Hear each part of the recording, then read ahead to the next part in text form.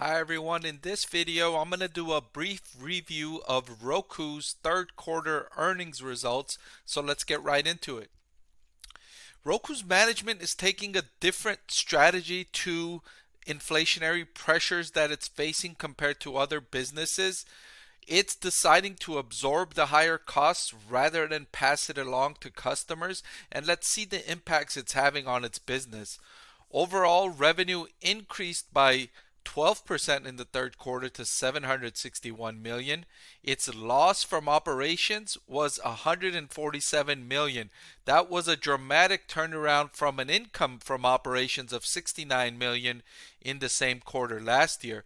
This is partly due to that strategy of not raising prices to offset rising costs, and it's absorbing those costs, and that's leading to now losses on the bottom line instead of profits compared to last year. This is coming while advertisers are turning cautious with their spending as they fear an approaching recession. They're pulling back and saying, you know what, let's wait and see how this economy evolves before we commit to spending all this money on advertising. And that's hurting Roku because a considerable amount of its revenue comes from advertisers.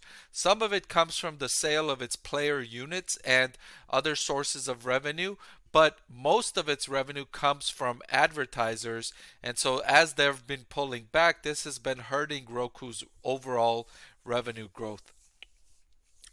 Fortunately, Roku added more active accounts, 2.3 million active accounts from the previous quarter and 8 million higher from the same time the previous year. So this is the flip side of the strategy of not raising prices on customers.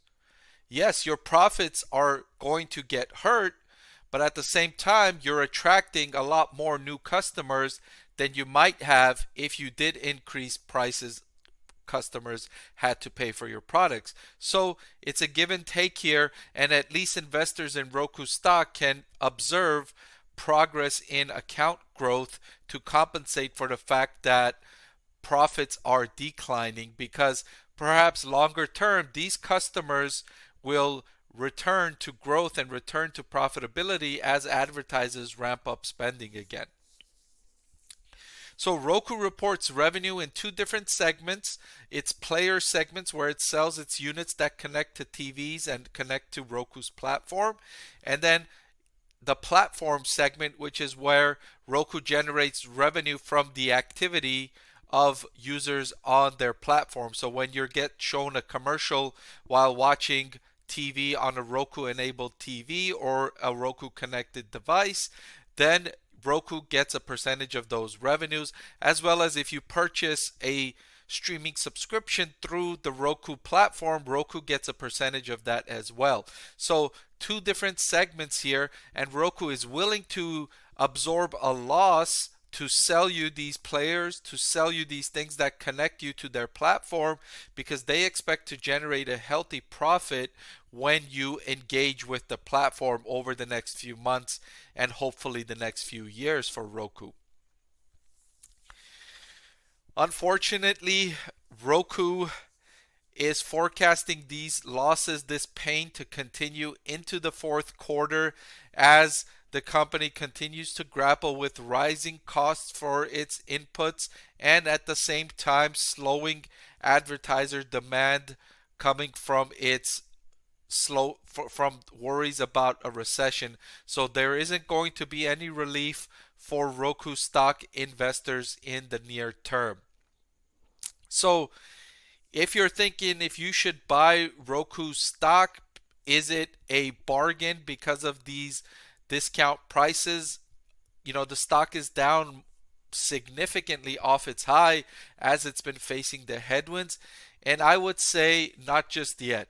Not just yet. Don't buy Roku stock just yet.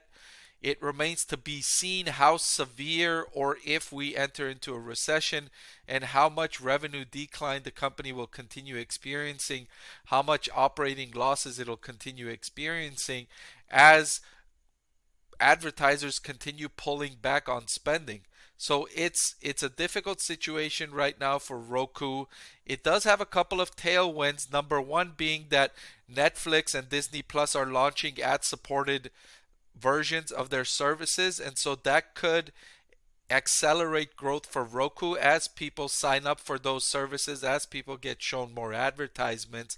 But I would wait to see those results before jumping in ahead of those catalysts, right? Wait, let that happen. Look at the financial statement after Netflix starts launching its ad supported version, and then see what the progress is. And if you like the progress, then we can go ahead and recommend the stock as a buy. But for now, hold off on buying Roku stock until we see some evidence of a turnaround. All right, so that's all I've got for this Roku earnings update. If you liked what you saw and you gained some value from this video, please go ahead and hit the like button and subscribe. It'll help me make more videos like this one. Thank you for watching, and I'll see you next time. I want to thank the Motley Fool for sponsoring this video. The Motley Fool is a company that provides investing insight and stock recommendations for all investors of all skill sets and risk levels. So I'm proud to partner with the Motley Fool to bring you 10 stock picks from their popular product, Stock Advisor. Stock Advisor has beaten the market by more than 3 times. Go to fool.com/parkev to get your 10 stock picks now.